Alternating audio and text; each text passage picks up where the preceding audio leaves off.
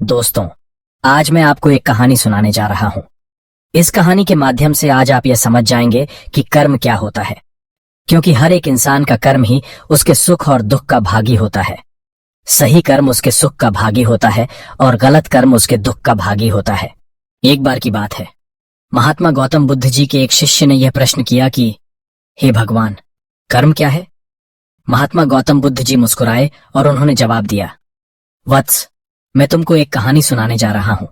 इस कहानी के माध्यम से तुम सभी शिष्य यह समझ जाओगे कि कर्म क्या है। गौतम बुद्ध ने सुनाई कर्म की कहानी।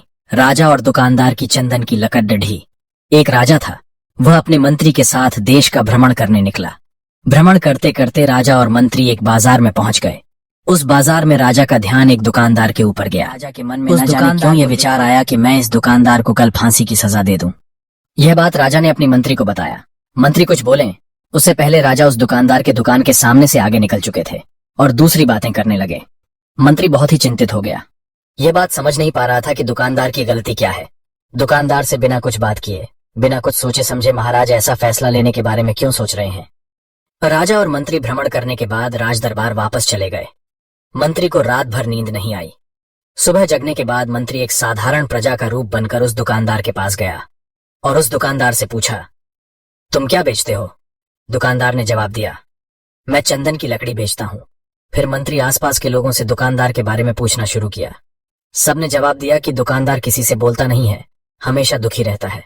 बारे में पूछना शुरू किया। सबने जवाब दिया कि दुकानदार किसी से बोलता नहीं है, हमेशा दुखी रहता है। मंत्री को बात समझ में आ गई। मंत्री फिर वापस दुकानदार के पास गया और उस दुकानदार से पूछा, दुखी क्यों रहते हो? दुकानदार ने बताया, मैं दुखी इसलिए रहता हूं क्योंकि मेरे दुकान पर लोग आते हैं, चंदन की लकड़ियां सूंघते हैं और बोलते हैं बहुत ही सुंदर है, बहुत ही अच्छी महक है, लेकिन कोई खरीदा नहीं है, इसलिए मैं बहुत दुखी रहता हूं। मंत्री दुकानदार की बात सुनकर खुद भी भाव विभोर हो गया। कोई भी दुकानदार दुखी क्यों ना हो, अगर उसके दुकान का कोई भी सामान खरीदा ना जाए जबकि सामान में कोई कमी ना हो। मंत्री सोचने लगा कि यह दुकानदार अपने दुखों के वजह से इतना दुखी रहता है, परंतु राजा इस दुकानदार को फांसी पर क्यों लटकाना चाहते हैं? अर्थात राजा के मन में आए हुए विचार का उत्तर अभी तक मंत्री को नहीं मिला था। मंत्री ने फिर दुकानदार से पूछा, भाई, तब तुम क्या करोगे अगर तुम्हारे दुकान की सारी चंदन की लकड़ियां ऐसे ही रखी की रखी रह जाएंगी तो? दुकानदार ने गुस्से भाव में बोला, हाँ, मैं जानता हूं, मेरी चंदन की लकड़ियां ऐसे ही रखी रह जाएंगे, कोई नहीं खरीदेगा। इसीलिए मैं सोचता हूं कि हमारे देश का राजा जल्दी से मर जाए। अगर वह जल्दी से मर जाता तो मैं उस राज दरबार में उस राजा के दाह संस्कार के लिए अपनी चंदन की लकड़ी देता, जिससे मुझे कुछ पैसे मिल जाते और इस बाजार के अलावा बाकी के लोगों को भी मेरे चंदन की लकड़ी के बारे में पता चलता, तो फिर मेरी दुकान से जरूर खरीदने आते चंदन की लकड़ी। मंत्री दुकानदार की बात को सुनकर सब कुछ समझ गया और उसके मन में एक विचार आया। मंत्री ने दुकानदार से चंदन की कुछ लकड़ियां खरीदें। इस खरीदारी से दुकानदार को कुछ पैसे भी मिल गए और वह थोड़ा खुश भी हो गया। मंत्री चंदन की लकड़ियों को लेकर वापस राज दरबार चला आया। राज दरबार पहुंचकर मंत्री ने उन चंदन की लकड़ियों को राजा के समक्ष रख दिया और बोला कि हे राजन, ये चंदन की लकड़ियां उसी दुकानदार ने आपको भेंट किया है जिस दुकानदार को आप फांसी देने के लिए सोच रहे थे। राजा उन चंदन को सूंघे तथा सूंघने के बाद बड़े ही प्रसन्न हुए। उन्होंने कहा, यह चंदन की लकड़ियां बहुत ही ज्यादा खुशबूदार हैं।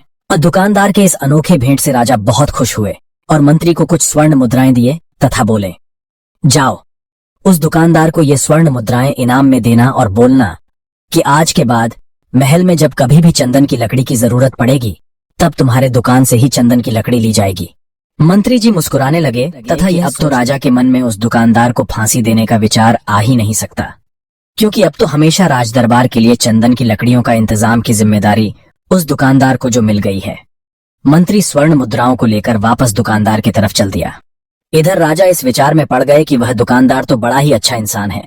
जिस वक्त मैं उसके बारे में यह सोच रहा था कि मैं इसको कल फांसी दे दूंगा, तब शायद उसके मन में उस समय यह विचार चल रहा था कि राजन पहली बार मेरे दुकान के सामने आए हैं, क्यों ना मैं उनको अपनी सुंदर और खुशबूदार लकड़ियों को भेंट करूं।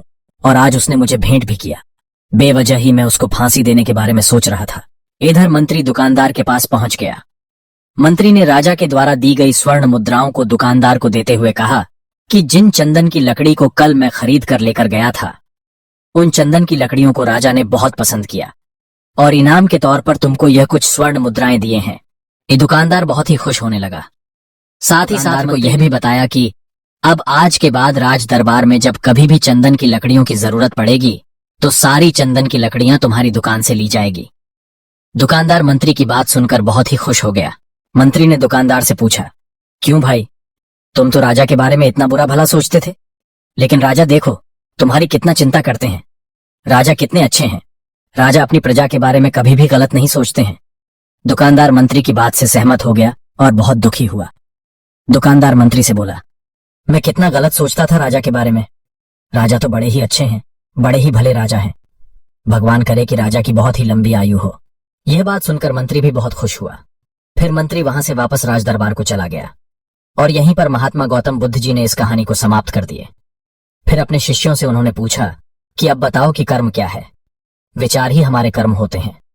गौतम बुद्ध ने कर्म का पाठ पढ़ाया। किसी शिष्य ने कहा, कर्म बोले हुए शब्द है।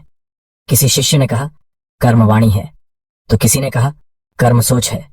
तो किसी ने कहा, कर्म भावना है, वगैरह वगैरह। शिष्यों का जवाब सुनने के बाद महात्मा गौतम बुद्ध जी ने बताया कि कर्म हर एक इंसान की खुद के विचार होते हैं। हमारे विचार जैसे रहेंगे हम वैसे ही कर्म करेंगे और उन्हीं विचारों के द्वारा की हुई कर्म हमारे सुख और दुख के लिए उत्तरदायी होंगे। अर्थात हमारे विचार अगर गलत है तो हमारे द्वारा की हुई कर्म भी गलत होगा तथा इसका परिणाम भी गलत निकलेगा। परिणाम स्वरूप हम दुखी रहेंगे। अगर हमारे विचार सही रहेंगे तो हम सही कर्म करेंगे। सही कर्म करेंगे तो फिर सही फल मिलेगा जिससे हम सुखी रहेंगे। इस कहानी से हमने यह सीखा कि अगर हमारे विचार सही रहेंगे, निष्पाप रहेंगे, तो उन्हीं निष्पाप और सही सोच की वजह से ली गई हर फैसला सही होगा। जब सही फैसला लेंगे तब वह हमारे द्वारा की हुई सही कर्म होगी।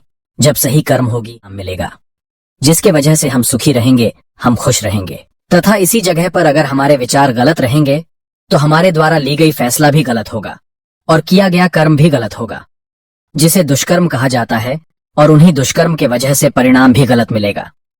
जब दुष्परिणाम मिलेगा तब हम दुखी रहेंगे, परेशान रहेंगे। आपको गौतम बुद्ध के द्वारा दी गई सीख कैसी लगी हमें कमेंट में जरूर से बताएं।